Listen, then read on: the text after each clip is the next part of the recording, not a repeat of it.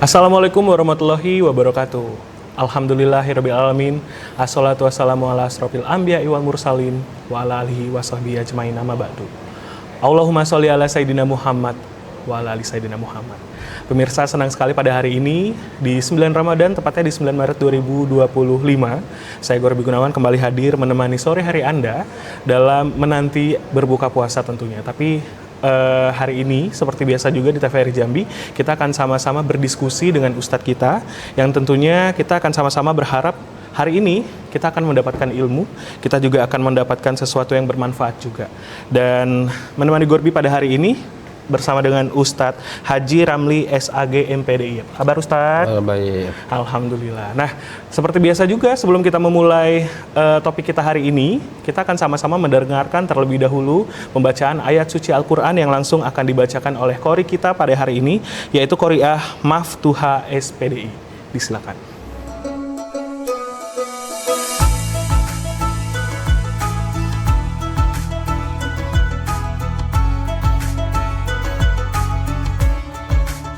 Assalamualaikum warahmatullahi wabarakatuh.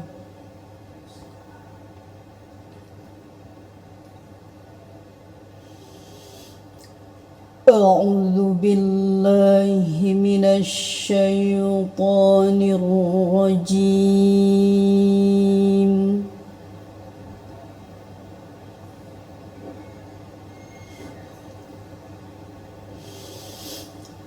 Bismillahirrahmanirrahim. Wasyamsi waduhaha.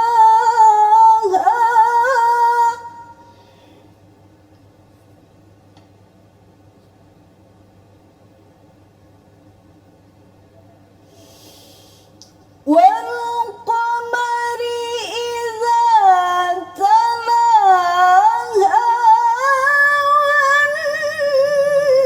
والنهار إذا جلاها والليل إذا يغشاها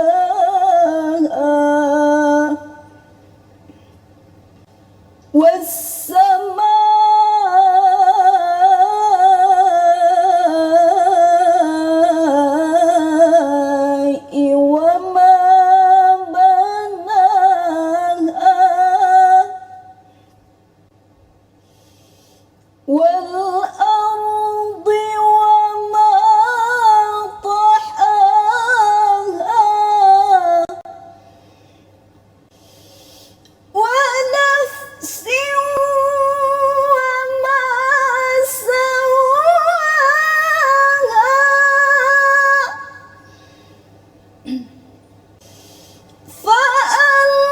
فألهمها فجورها وتقواها قد أفلح من زكاها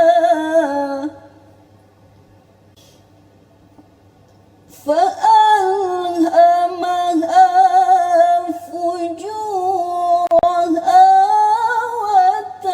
وتقواها قد أفلح من زكاها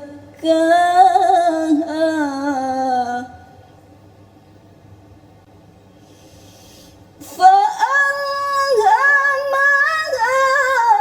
فجورها وتقواها قد أفلح من زكاها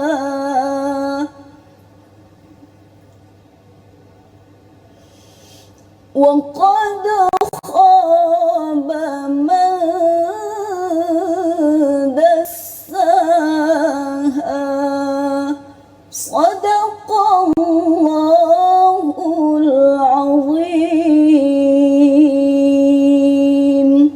Wassalamualaikum warahmatullahi wabarakatuh.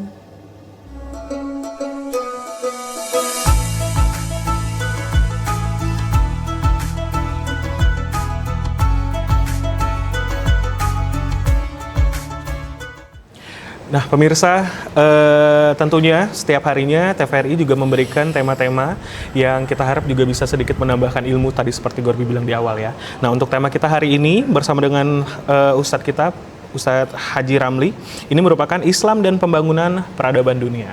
Nah, Ustadz, kalau kita berbicara tentang peradaban dunia dan juga mungkin tentang Islam itu sendiri, sebenarnya ini kan tidak bisa, ibaratnya tidak bisa kita lepaskan.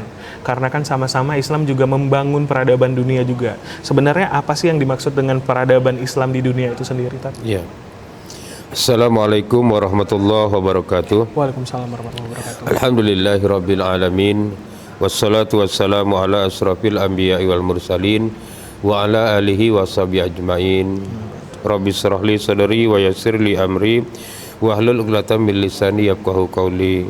Para pemirsa TVRI Jambi yang dirahmati Allah, mari kita bersyukur kepada Allah dengan melafazkan alhamdulillahirabbil alamin. Mari kita berselawat kepada Rasulullah dengan melafazkan Allahumma shalli ala sayyidina Muhammad wa ala ali sayyidina Muhammad. Hari ini adalah puasa yang ke-9, Ya. ya. Berarti Benar, nanti malam adalah tarawih yang ke-10. 10. Jadi kalau Ramadan tahun ini 30 hari, berarti tinggal tersisa 21. 21. Tapi kalau Ramadan tahun ini 29 hari, tersisa 20. 20. Ya. Biasanya kalau Sa'ban itu 30 hari, Ramadan 29 hari. Kalau Sa'ban 29 hari, Ramadan 30. Ya. Biasanya, bukan sebuah kepastian ya. Nah, kalau kita lihat Sa'ban kemarin itu 29 hari. Kemungkinan. Nah, jadi tapi intinya kita tunggu pengumuman pemerintah saja. Nah, tema kita pada puasa yang ke-9 ini Islam dan Pembangunan Peradaban Dunia. Ya. Nah, yang jelas kita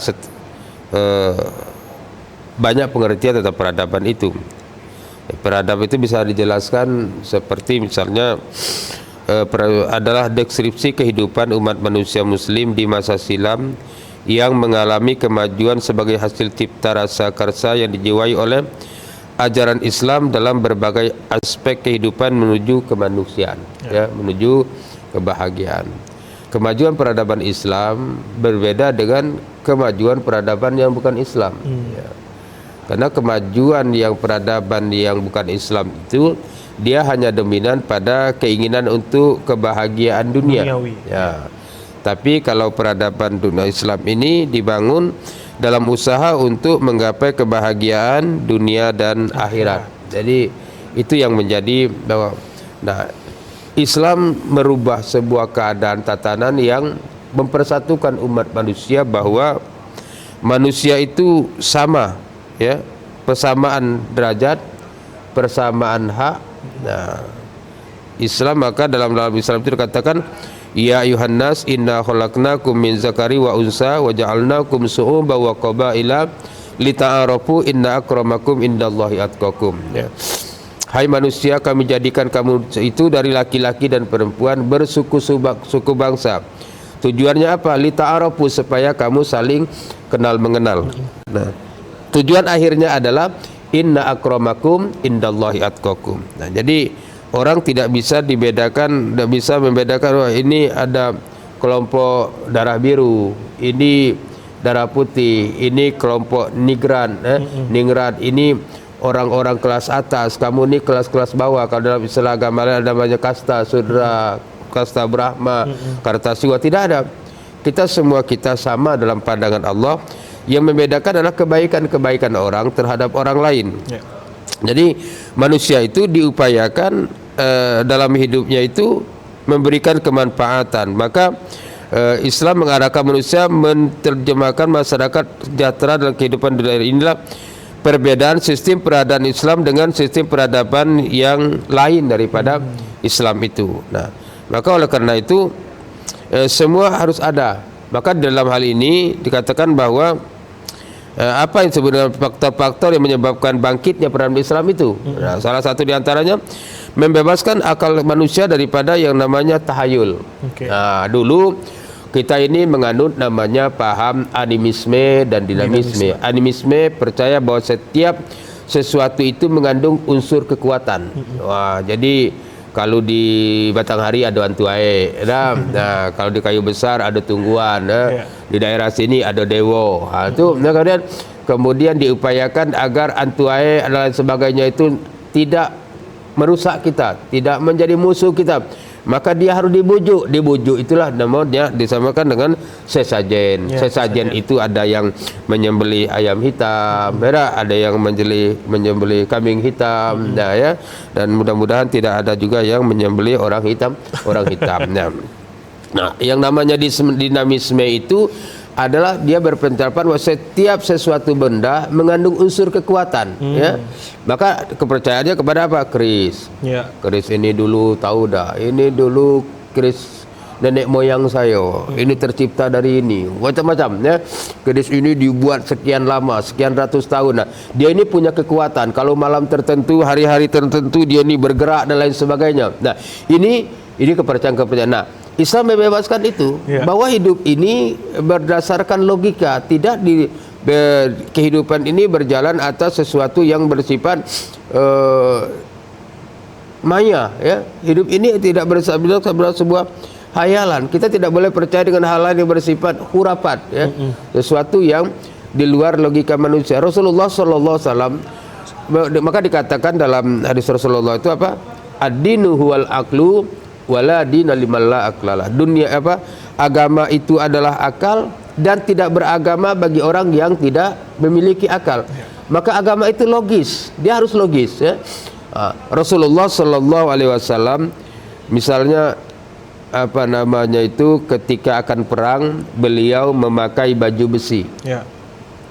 Artinya apa?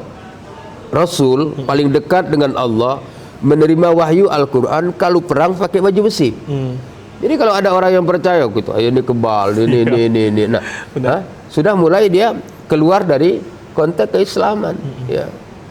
Jadi, ini harus kita pahami. Rasulullah hijrah ke Madinah, nunggu orang kafir tidur. Ada waktu tidur, baru beliau sembunyi di di Gua Sur. Ada berhenti, takut ketahuan. Walaupun Rasulullah dekat dengan Allah, beliau udah dapat tentang tengah orang ramai itulah, bisa saja beliau minta kepada Allah agar orang tidak terlihat. Lalu ada orang sekarang mengatakan, wah, aku kalau lewat mana pun, lewat polisi, kalau aku sudah baca ini, lewatlah tuh. Nah, jadi hal-hal seperti itu Islam tidak mengajarkan kita untuk mengalah sesuatu yang bersifat tidak logis, ya. Jadi inilah Islam harus kita pahami sebagai sebuah ajaran yang diterima oleh akal, ya. Maka orang baru kena hukum Islam itu kalau dia akalnya sudah normal, ya. Maka anak-anak tidak dikenakan daripada hukum Islam. Nah, dia tunggu sudah dewasa. Jadi oleh karena itu bagaimana ditemukan oleh Iqbal adanya ikhtiar serta produktif merupakan beberapa faktor melakukan kebangkitan peradaban Islam, kesadaran bahwa manusia berpikir kreatif dan kritis terhadap suatu keadaan. Maka dalam istilah peradaban pembaharuan itu ada istilahnya al-muhafazatu ala qadimis sholih wal ahdu bil jadidil aslah. Dia kita dalam sistem modernisasi itu mempertahankan sesuatu yang lama yang masih baik, mengambil sesuatu yang baru yang lebih baik.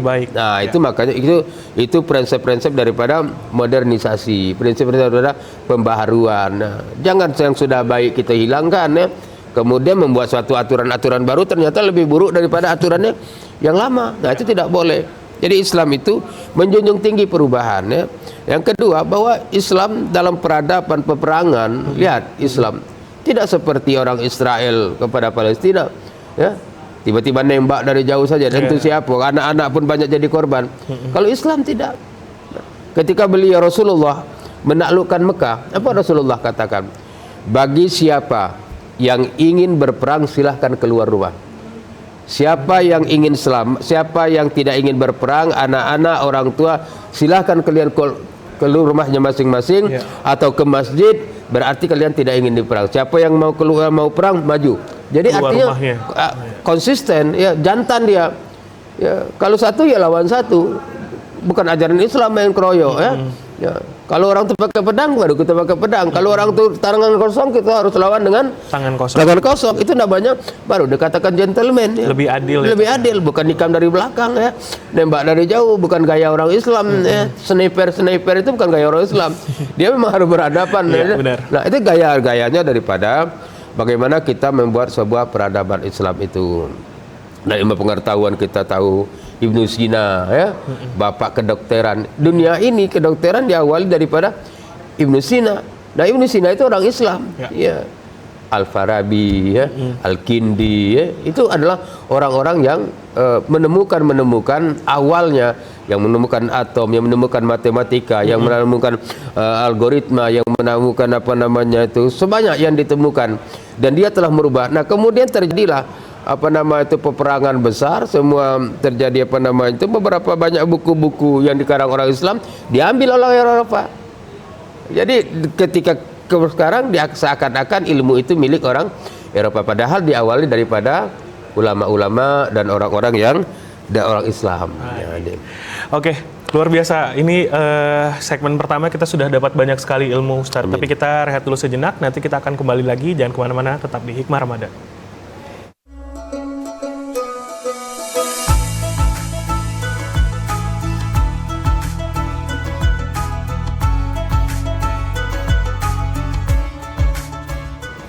Baik pemirsa, masih bersama saya Guru Gunawan dan juga Ustadz kita pada hari ini di Hikmah Ramadan dengan tema kita yaitu Islam dan Pembangunan Peradaban Dunia. Tadi mungkin di segmen awal Ustadz sudah ngasih tahu nih Tat, bahwa sebenarnya memang banyak sekali dampak yang akhirnya kita rasakan sekarang itu karena mungkin peradaban dari umat muslim sebelum kita. Nah, mungkin kalau misalnya yang ingin Gorbi tanyakan sekarang ini sebenarnya hubungannya antara Islam dan juga peradaban itu sebenarnya seperti apa sih, Tat? Iya.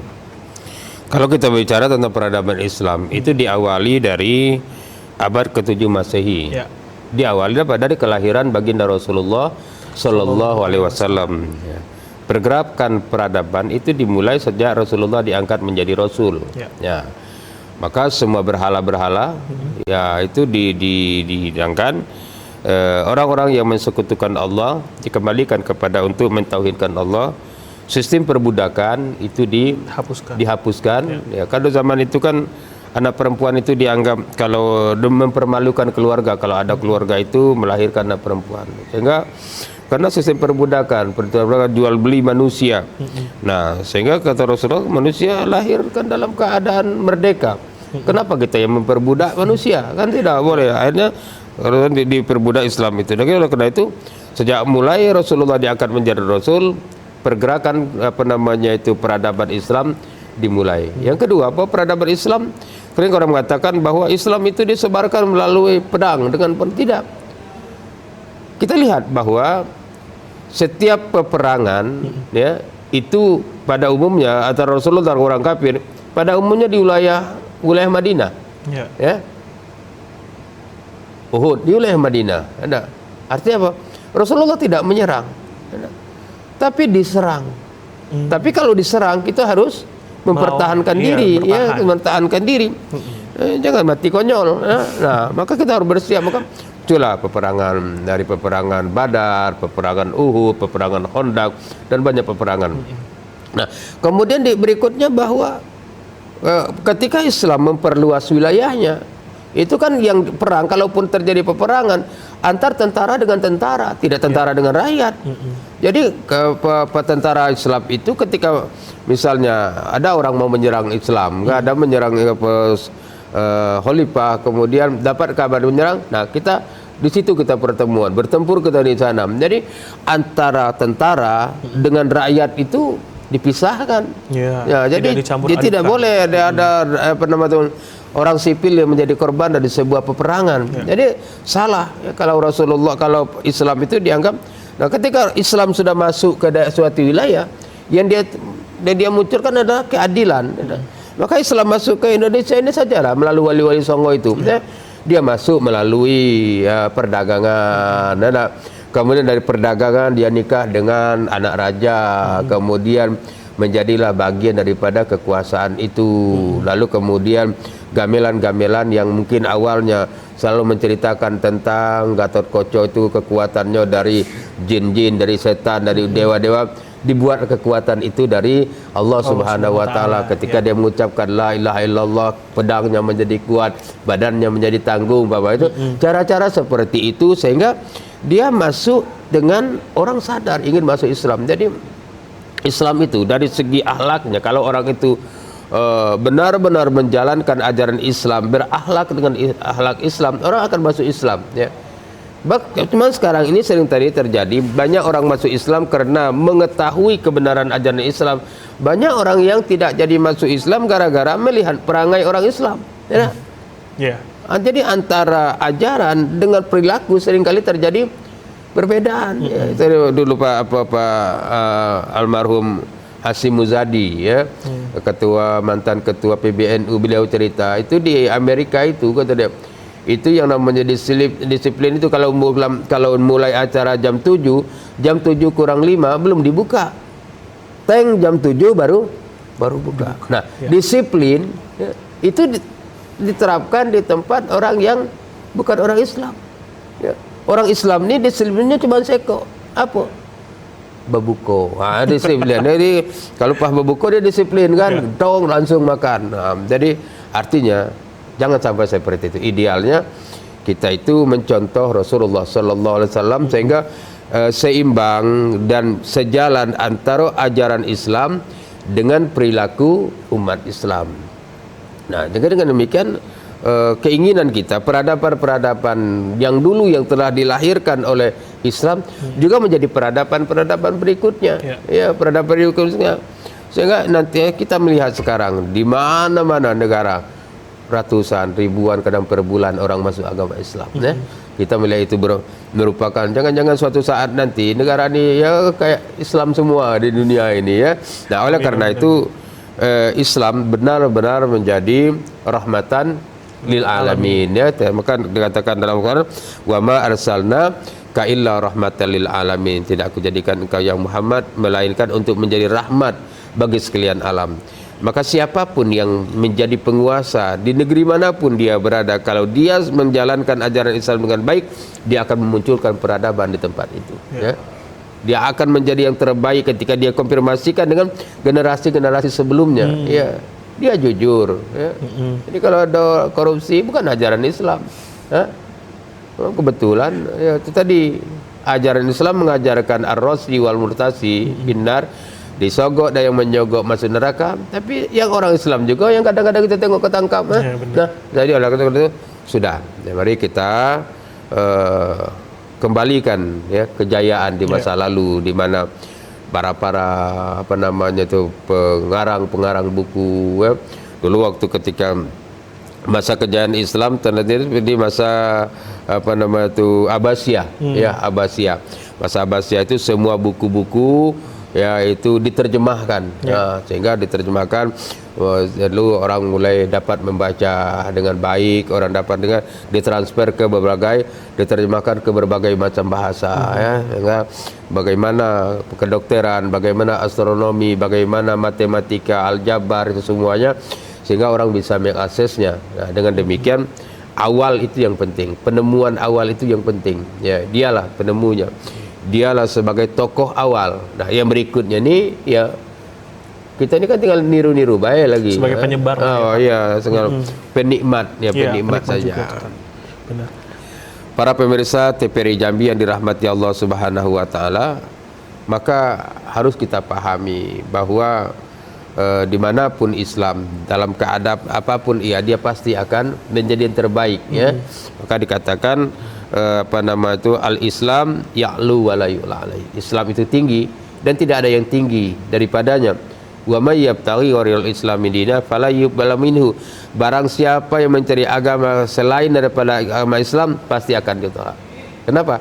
Karena sebuah kebenaran hanya milik Islam, karena dia tidak berdasarkan pikiran manusia, dia berdasarkan wahyu Allah Subhanahu wa taala. Maka orang percaya ke Rasulullah ummi, ya tidak bisa tulis baca. Tapi Al-Qur'an yang dibawa beliau itu ya, bahkan belum ditemukan ditemukan sekarang. Ternyata sekarang katanya nemukan, sudah ada sebelumnya dalam Al-Qur'an. Dalam Al-Qur'an. Iya, udah tertulis. Ya, bagaimana embriologi, ya, bagaimana proses daripada satu dari janin, dari segumpal darah, segumpal daging, dibalun dari tulang, dibalun oleh daging dan sekian itu, baru ditemukan oleh dokter kandungan sekarang. Ternyata sekarang nemukan sudah diceritakan oleh Rasulullah 1440 tahun yang lalu kan. Nah, itu. Jadi oleh karenanya sudah ya, jangan lagi kita selaku orang Islam jangan lagi meragukan ajaran kita sendiri ya. Jangan sampai nanti orang yang dapat menikmati Al-Qur'an itu maka dikatakan mukjizat Rasulullah itu Al-Qur'an ya. Kalau mukjizat Al-Qur'an itu Rasul kita itu seperti mukjizatnya Nabi Musa, tongkat. Bayangkan berebut orang babunuan mencari tongkat tuh, kalau andanya sekarang tongkatnya masih ada orang. Kalau cuma sekedar apa namanya itu mukjizatnya seperti Nabi Isa ya, cuma bisa menyembuhkan cuma jadi dokter saja kayak menyembuhkan orang buta. Nah tapi Rasulullah beliau telah berpulang ke rahmatullah, tapi Al-Qur'annya bisa dipakai oleh umatnya sampai ya. Maka siapapun yang berpegang pada Al-Qur'an dan sunnah Rasul, dia pasti akan selamat ya. Walaupun awalnya dia bukan siapa-siapa, tapi kalau sudah bergelut dengan Al-Qur'an, dia akan menjadi orang yang luar biasa ya. Nah, Ustadz, ini timbul pertanyaan nih tadi. Sebenarnya peradaban yang kita tahu itu semuanya sudah tertulis, semuanya ada semuanya di dalam Quran nih, Nah, tapi kalau dari peradaban Islam sendiri, nah itu berkembang di dunia, itu sebenarnya antara peradaban Islam dan peradaban modern itu kalau dari Ustadz sendiri sebenarnya, apalagi sekarang kita semuanya dipermudah dengan adanya teknologi dan lain sebagainya, kita sebagai umat muslim itu seharusnya bagaimana sih Tat untuk menanggapi dari perubahan dari peradaban dunia sekarang ini, Tat? Ya, yang jelaskan peradaban itu dia akan bergerak menurut alur dan keadaan waktu ya. Jadi setiap waktu selalu ada peradaban masing-masing. Kemudian ketika orang mengatakan bahwa bagaimana peradaban Islam mempengaruhi seperti abad pertengahan ya, mengapa perkembangan peradaban dari setiap masa lalu membawa perubahan ya, itu semua sampai hari ini juga ya, selalu menjadi manfaat bagi setiap peradaban itu sendiri. Nah, bagaimana seorang Sayyidina Umar ketika menjadi khalifah, beliau menyatukan jazirah Arab ketika itu, dan mereka itu tidak merasa dijajah ya. Nah, kenapa? Karena dia dapat membedakan, dapat membuat sebuah perbandingan ketika sebelum dikuasai oleh Islam dengan setelah dikuasai oleh Islam. Sebelum dikuasai oleh Islam mereka ya diperas ya. Mereka kalau menentang pemerintahnya langsung diburu, langsung dibunuh ya. Kemudian mereka merasa tertekan, tidak ada kebebasan. Ketika Islam sudah datang di dalamnya, ya orang silahkan ya.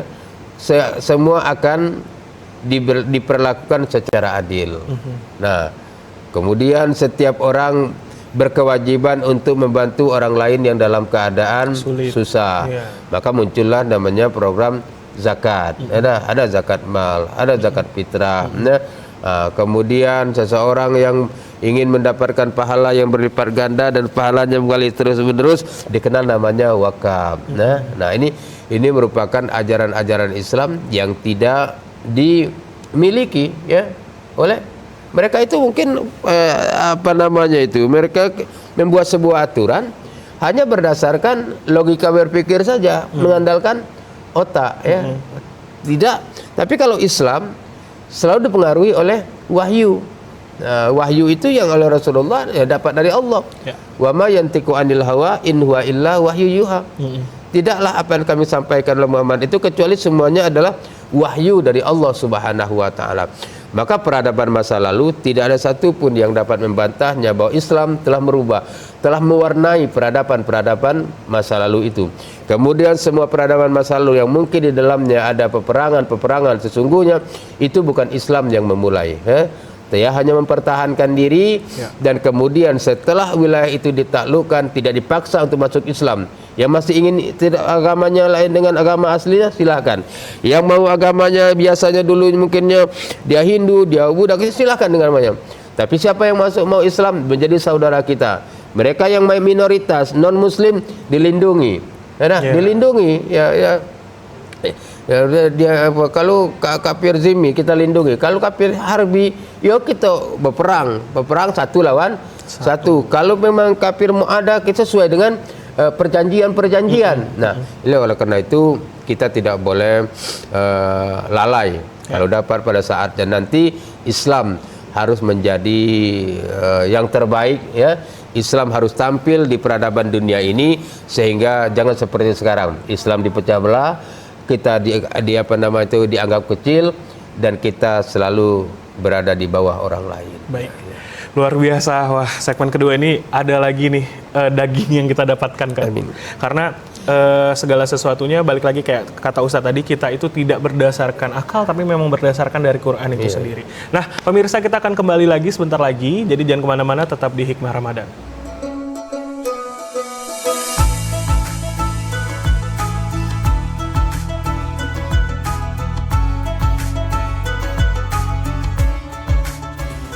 Pemirsa, masih di Hikmah Ramadan dan kita masih berdiskusi bersama juga hari ini dengan Ustadz kita yaitu Haji Ramli SAG MPDI. Tat, kita kembali bercerita tentang tema kita hari ini, Tat. Tadi sempat membahas bahwa sebenarnya segala ilmu yang kita dapatkan dan juga peradaban yang sekarang kita jalani itu semuanya terdapat dan juga ada di dalam Quran sendiri. Nah, sebenarnya balik lagi nih, Gorbi ada pertanyaan sebenarnya, Tat. Sebenarnya apa sih yang membedakan peradaban Islam dengan peradaban yang ada di dunia ini, gitu? Yang lainnya, gitu, Tat. Yang peradaban yang selama ini kita ketahui lah, Tat, mungkin.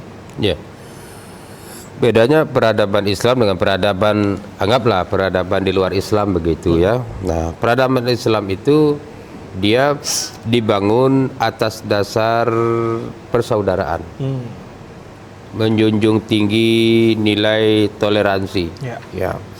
Kemudian ajaran peradaban Islam itu dibangun berdasarkan atas dasar rasa kebersamaan. Ya. Tidak ada kasta dan tidak ada kelompok-kelompok tertentu dianggap lebih mulia daripada kelompok yang lain. Semua manusia sama. Maka kata Rasulullah, seandainya Fatimah anakku mencuri, aku potong tangannya. Apalagi dengan yang lain. Jadi keadilan itu tidak didasari pada nasab, pada keturunan. Nah, maka sesungguhnya Islam sangat menentang yang namanya nepotisme. Nepotisme, karena tidak boleh orang. Kenapa dia tuh jadi ini? Ya, dia tuh kan kawan aku. Kenapa dia tuh diangkat jadi itu? Dia kan sekampung dengan aku. Nah, kenapa dia tuh di situ? Dia kan satu organisasi dengan aku. Nah, kalau itu berdasarkan orang potensi orang menjadi hilang. Ya, orang belajar rajin, jadi pintar, kemudian tidak dihargai kepintarannya. Kenapa? Karena tidak sekampung dengan pejabat di atasnya kan. Tidak satu organisasi dulunya. Siapa yang rugi? Yang rugi adalah sistem. Yang rugi kalau di desa umpamanya rugi ya desa itu orang-orang yang terampil, orang-orang pilihan, orang-orang yang pintar ya disingkirkan hanya gara-gara dulu mungkin tidak milih kepala desanya, orang-orang yang hebat, orang-orang yang pintar, orang pendidikan tinggi, orang yang lincah, pandai dalam mengelola suatu masalah, ternyata non-job gara-gara dulu tidak milih bupatinya. Dia kan bukan tim sukses kita dulu. Islam tidak seperti itu ya. Islam harus menjunjung bahwa orang diletakkan pada posisi yang benar dalam situasi yang untuk demi kemajuan. Jadi kita harus meninggalkan dulu egosentris kita sebagai pribadi demi untuk kepentingan banyak orang. Nah, disitulah Maka disebut namanya kepentingan bersama di atas kepentingan pribadi dan golongan. Itu bahasanya kadang-kadang ya slogannya begitu, praktiknya Pada berbeda. kenyataannya berbeda. Itulah namanya ayatul munafik, tanda-tanda orang munafik. Ya, lain berjanji mungkir, berkata dusta, ya, dipercaya hianat. Tuh, ya.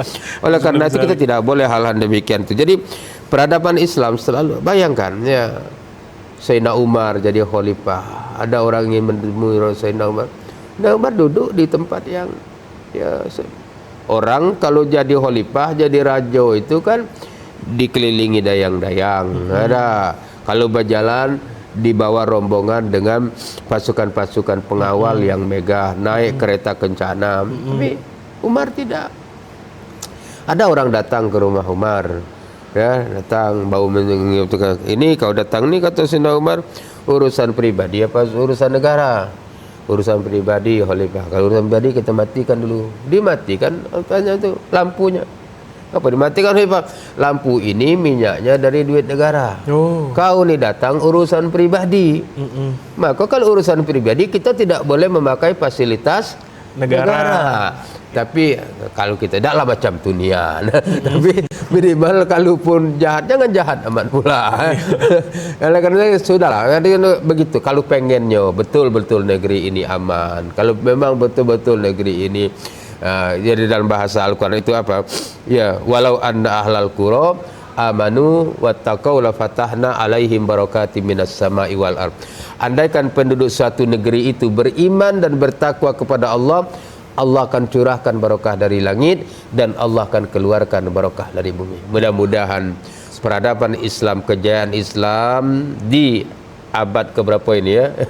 Ini ya abad ke-21 ini diawali dengan munculnya peradaban Islam di negeri Nusantara Indonesia yang kita cintai ini. Itu yang kita dambakan. Indonesia ini luar biasa. Ha?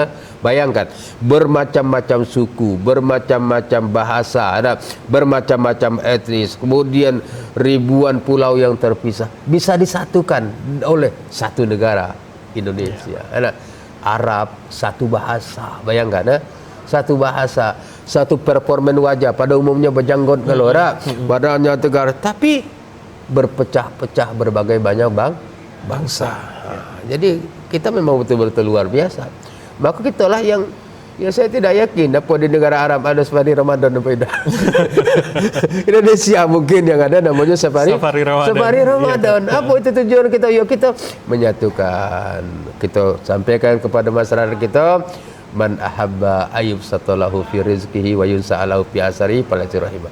Siapa ingin panjang umurnya, dimudahkan rezekinya, maka hendaklah dia menyambungkan hubungan silaturahim. Apa kata Pak Prabowo? 1000 kawan terlalu sedikit, satu musuh terlalu banyak. Nah, jangan bermusuhan, banyak kawan. Nah, jadi itu yang mungkin dapat kita paparkan pada sebelum berbuka puasa pada hari ini. Balik lagi nih, ini tiba-tiba terbersit Gorbi mikirnya seperti ini. Misalnya kayak sekarang ini kita kan sudah ada di peradaban yang modern sekali nih, Tat. Kita sebagai Muslim sebenarnya bagaimana sih ibaratnya untuk bersikap di peradaban yang sekarang? Gitu. Karena sekarang dengan segala sesuatunya kita dipermudah semua, terus juga di handphone sudah ada, terus juga transportasi juga sudah ada, tidak seperti dulu. Nah, kita sebagai umat muslim itu bagaimana sih sebenarnya kita harus bersikap dengan peradaban modern zaman sekarang? Sebenarnya antara modern dengan kuno dasar-dasarnya sama. Ada membunuh seseorang didasari atas kebencian. Itu pertama. Sama lah. Dari zaman Nabi Adam sampai zaman sekarang itu dasarnya. Cuman cara membunuhnya saja yang beda. Ada kalau antara Habil dan Qabil mungkin membunuhnya mungkin dengan dipukulnya batu saudaranya. Berkembang berikutnya mungkin dengan pedang. Berkembang berikutnya dengan panah. Sekarang mungkin dengan pistol atau dengan senapan. Besoknya mungkin main tekan, tekan di sini, di sana mati, ya. Tapi intinya kebencian, perpecahan. Jadi modern apapun, idealnya dengan modern sekarang ini segala kebutuhan hidup dipermudah. Seharusnya kesempatan beribadah lebih banyak. Misalnya gini, biasa orang kampung kita dulu kalau mau bertanah itu pergi dulu ke belakang dapur ngambil kayu api untuk jadikan tanah di atas tungku, bertiup pakai bambu ya. Nah, dia sekarang tanah tinggal masukkan ke listrik, jikopnya, tunggu 1 jam langsung jadi nasi. Dulu kalau kita nak nyuci pakaian, pergi ke sungai, ya gosok. Hampir setengah jam, 5 jam lama untuk nyuci pakaian itu baik. Sekarang masukkan dalam mesin cuci, pindahkan bagian pengeringan, langsung hampir setengah kering. Ya?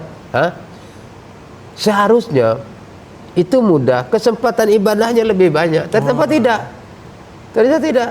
Asiklah dengan itu kan dari jam 7 dari balik dari sembahyang subuh, tidur sebentar, bangun jam 8. Dari jam 8 sampai jam 10 belanja. Dari 10 sampai jam 11 main TikTok. Dari 11 sampai ke jam 12 nyawapin WA kawan, coy WA grup. Jam 12 sembahyang, habis sembahyang tidur pula. Jam 3 buat pembukuan. Kapan lagi? Kan seharusnya kan. Nah, artinya apa? Sudah, yang penting kita harus pandai-pandai lah. Zaman boleh modern, ya, tapi hati kita tetap sama dengan untuk Allah Subhanahu wa taala.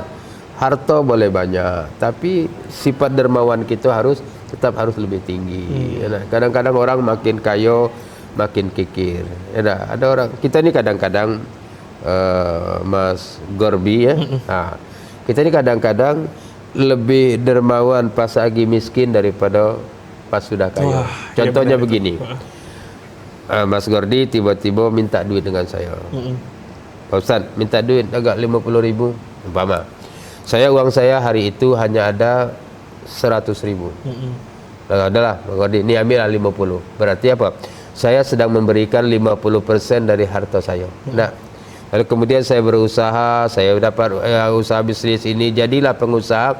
Lalu saya jadi orang kaya. Saya punya uang 1 miliar. Mas Gordi datang lagi. Pak Ustaz, minta saya duit 500 juta. Kira-kira saya bagi tak?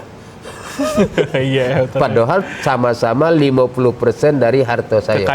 Kekayaan saya. Jadi artinya orang, jangan kita pandang orang makin kaya, makin dermawan, wallahu alam. Itu mindsetnya, cara berpikir orang. Aku ini bukan pelit, aku ini perhitungan. Apa bedanya? Lebih kurang lah antara perhitungan dengan pelit itu ya, beda-beda tipis lah.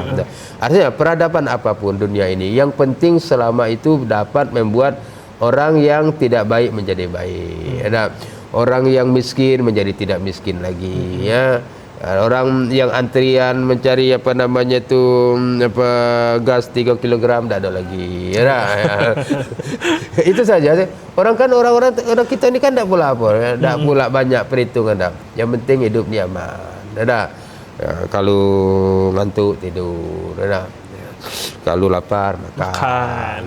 Tapi kalau puasa jangan makan dulu berarti, Tat. Tidak ada uang berutang, ada apa dicari ngilang. Jadi itu artinya bagaimana peradaban suatu bangsa. Kita dah tahu di antara banyak orang memprediksi suatu saat bagian Asia ini, kalau sekarang mungkin Amerika, Uni Soviet sebagai negara superpower. Orang membayangkan 10 tahun ke depan negara-negara Asia, salah satunya Indonesia, akan menjadi negara yang nomor 1 di percaturan politik dunia ini. Amin. Mudah-mudahan kalaupun maju, jangan sampai yang maju hanya ilmunya. Baik. Ya, tapi ilmu dan akhlak budi pekertinya. Siap. Itu yang kita harapkan. Luar biasa. Tat, nanti kita sambung lagi karena Gorbi sendiri punya pertanyaan yang ingin ditanyakan, tapi kita istirahat dulu sebentar. Kita akan kembali lagi sebentar lagi, tetap di Hikmah Ramadan.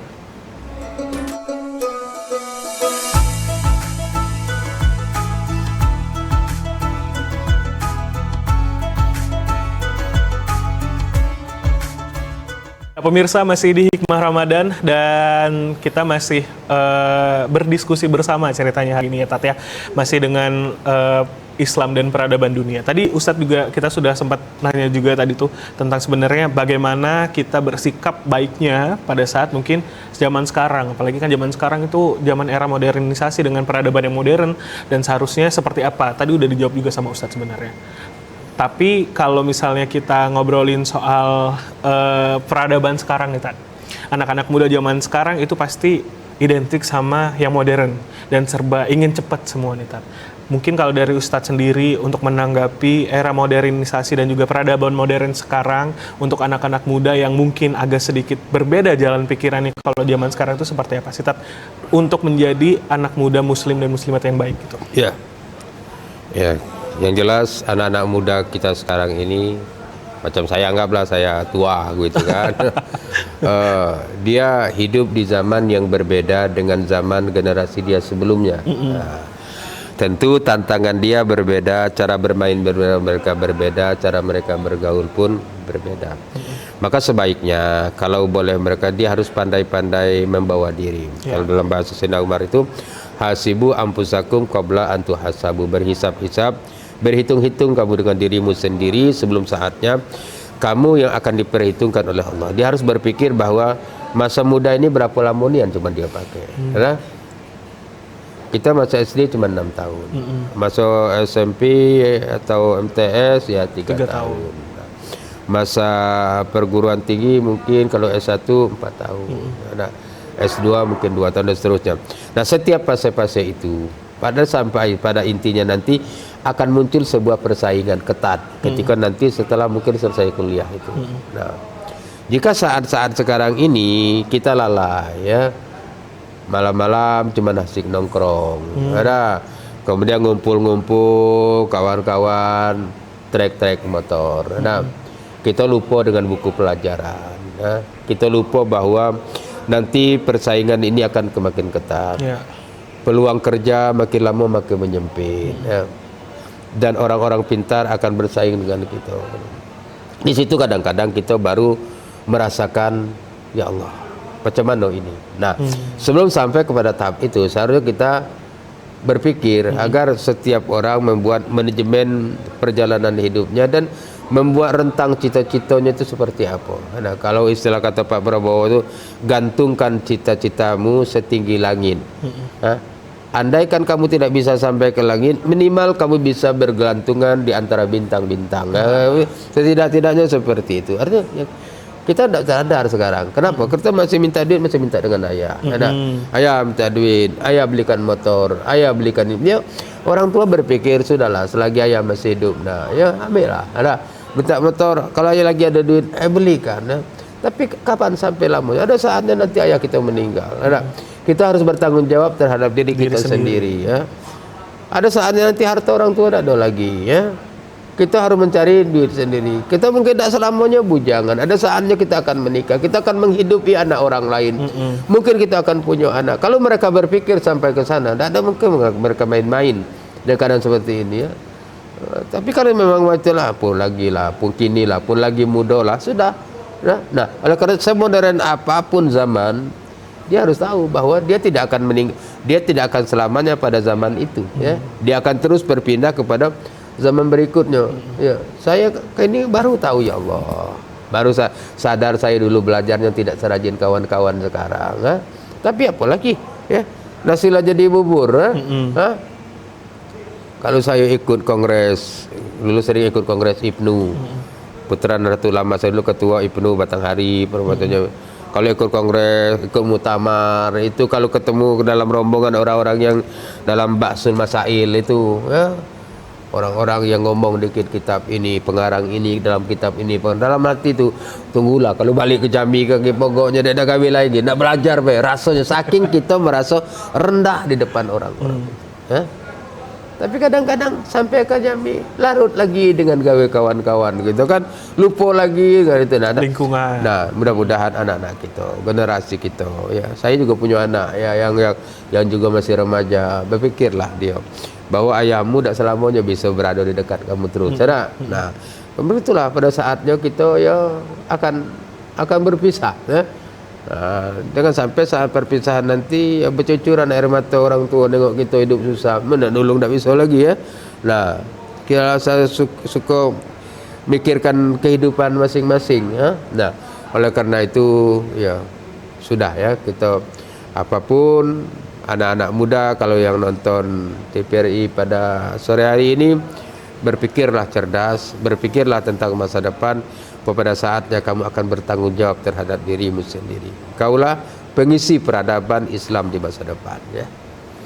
Itu yang belum disadarin ya Tad ya. Karena ya kita sendiri pun sebenarnya banyak yang nggak sadar sih sebenarnya bahwa kalau zaman sekarang ini sering banget kita temuin kayak mereka itu terlalu dengan hidupnya sendiri kayak tadi Ustadz bilang sih sebenarnya, dan itu nggak baik. Jadi teman-teman mungkin yang anak-anak muda yang sekarang lagi nonton Hikmah Ramadan agak sedikit direm, apalagi ini bulan Ramadan, saatnya mungkin kita ya seenggaknya kalaupun misalnya kita sholatnya masih bolong-bolong, jangan mokel di siang hari. Ya, Tad, mungkin kesimpulan nih Tad, yang udah dari tadi kita udah ngobrolin tentang peradaban Islam itu sendiri, peradaban modern juga, dan kita sebagai umat Muslim itu bagaimana sebenarnya caranya menghadapi itu semua. Kesimpulannya apa nih Tad? Iya. Kesimpulan pertama, banggalah jadi orang Islam. Baik. Karena Islam telah mewarnai peradaban dunia ini dengan menjadikan ya manusia memiliki martabat yang tinggi, manusia diperlakukan secara adil, dan manusia diperlakukan sama dalam pandangan manusia, dan dia tidak boleh dibedakan karena garis keturunan, karena dan kemudian berusahalah untuk menjadi orang yang terbaik dalam peradaban ini ya. Kalau ada orang tua kita bilang kalau kamu lahir dalam keadaan miskin, itu bukan salah kamu, karena kamu tidak pernah minta dilahirkan oleh orang tua siapa ya. Tapi kalau kamu mati, kalau kamu meninggal dalam keadaan melarat, itu kelalaian kamu, karena kamu telah begitu banyak diberikan kesempatan untuk merubah diri ya. Innallaha la yughayyiru ma biqaumin hatta yughayyiru ma bi anfusihim. Allah tidak merubah nasib suatu kaum kecuali kaum itu yang merubah nasibnya sendiri. Kita rubah negeri kita menjadi lebih baik, jadi akan jadikan peradaban Islam yang lebih mantap, sehingga pada saatnya Islam tampil sebagai pemenang di semua kompetisi. Saya rasa demikian. Amin. Baik, Ustadz sekali lagi terima kasih, dan pemirsa semoga yang tadi udah kita obrolin dan udah dijabarkan sama Ustadz juga itu bisa menambah ilmu kita Tat ya. Dan kita sebagai umat Muslim tentunya bisa menjalani ibadah puasa Ramadan kita ini menjadi lebih baik juga. Sekali lagi terima kasih Ustadz, dan jangan lupa untuk terus saksikan Hikmah Ramadan. Saya pamit undur diri. Wassalamualaikum warahmatullahi wabarakatuh.